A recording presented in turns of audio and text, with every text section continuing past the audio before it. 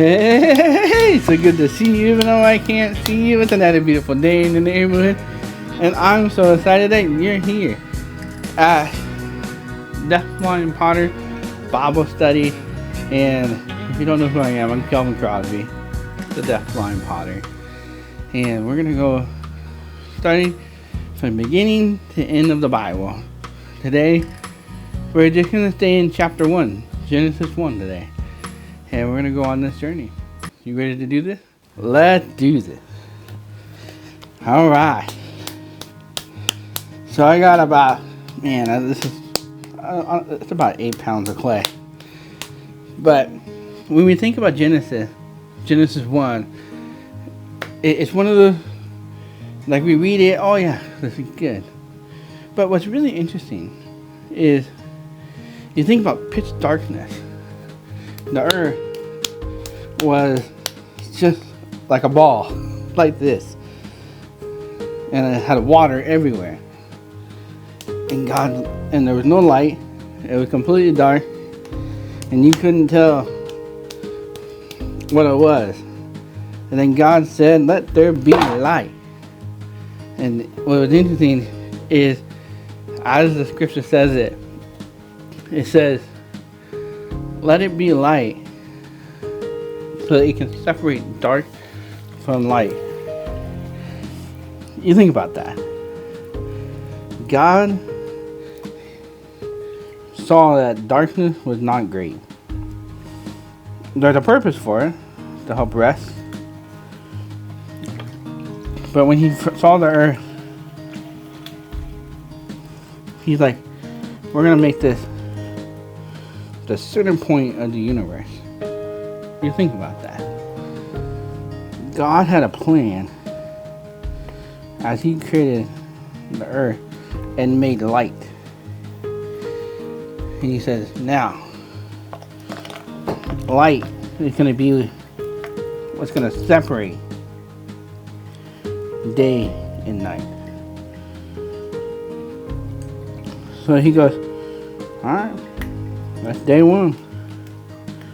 He goes to day 2. And when he goes to day 2, he's like, you have all this water, you have the earth, but let's create a vault. And I find it very interesting that it says, let's create a vault.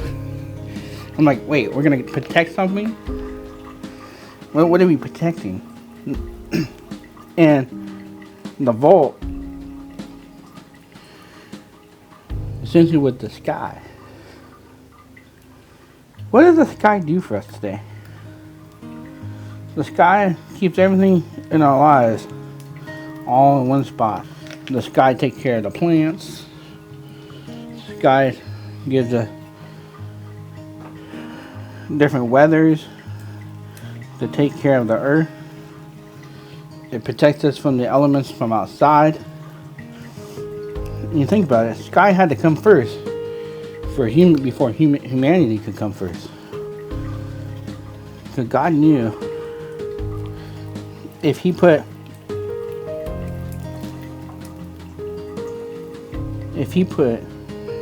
humanity on earth right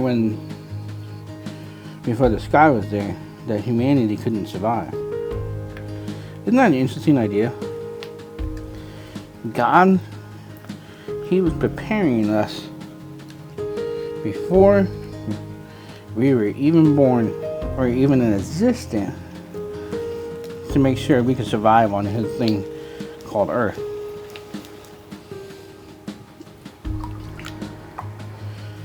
So he makes the vault. And when he makes the vault, he says, now, we're going to call this sky. So that's the beginning. So we got sky and we have water.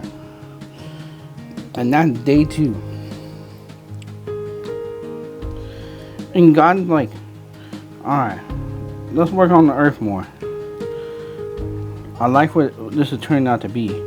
We got day and night. We got light. Now, we got our sky, or the vault, to protect the earth. And I'm like, as I'm reading this, I'm thinking, God, this is a really interesting thing. That you already had a plan before we were even designed to come on Earth. So what was the third thing that he made? He said, alright, we got the waters, but there's no way for humanity to be on, or animals or anything, to be on this land. Everybody would be sea creatures. So he said, let there be land to separate the waters, the sky, and so that there's dry land and wet land. Think about that. Think about the details that we know in science that really shapes our understanding of Earth. People say that the Big Bang Theory, there's all these different things. But you really think about it, there had to be a creator.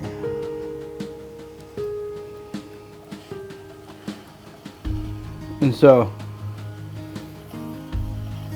God created land. So day 4, he goes, alright, let's create life. Let's create plants so they can grow. Let's create all that. Which is really, really interesting. If you think about it. Because when God created the plants, he's like, alright, now we need something to eat the plant so it can maintain itself. Isn't that an interesting thought too? God was creating that. He had all these ideas in how to create the earth. So then he goes to day 5. He said, let's make animals.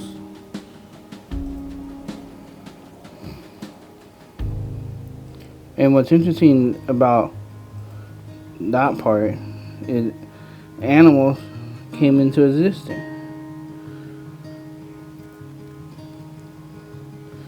And God, he was starting to see, this is good. I like this. This is awesome. But he realized something else was missing though. And what's interesting is authority, right? The earth needed somebody to be in charge of it. And God's like, alright, let's make human. And so God made human. What's interesting about this story is this is how God creates each one of us. He thinks through how he's going to use us. He's going to work through us. He's going to shape us. And he's going to take care of us. It'd be nice if I could find the right tool, my bowl, but I can't find it. There it is. See, when God created the heaven and the earth, he had a plan.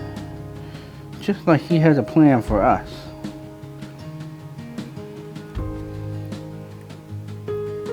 He had a plan that he was going to shape us, shape the earth the way it was going to be, so that he could have his people be a part of the earth.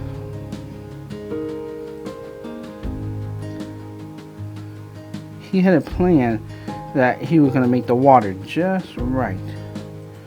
He was going to make the land just right. He was going to make humanity just right. He had a plan that everything that he was going to do was going to be just right. You know what's interesting? He didn't make a mistake. His creation made mistakes, but God never made a mistake. He knew exactly what was going to happen and how it was going to happen and why he wanted to have the birds in the sky, the animals to eat the plants, and to take care of each one of us. If you think about it, this is several thousands of years ago when God did all this. And he had a plan right at this point for yours and my life.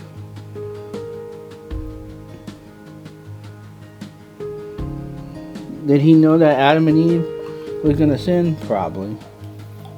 We'll have to ask that question when we get to heaven. But was God... See, what's interesting I heard the other day is that when Adam and Eve sinned, when he kicked them out of the Garden of Eden, he was being merciful. He didn't destroy humanity. He just gave us a chance, but we were going to have to live with that free will.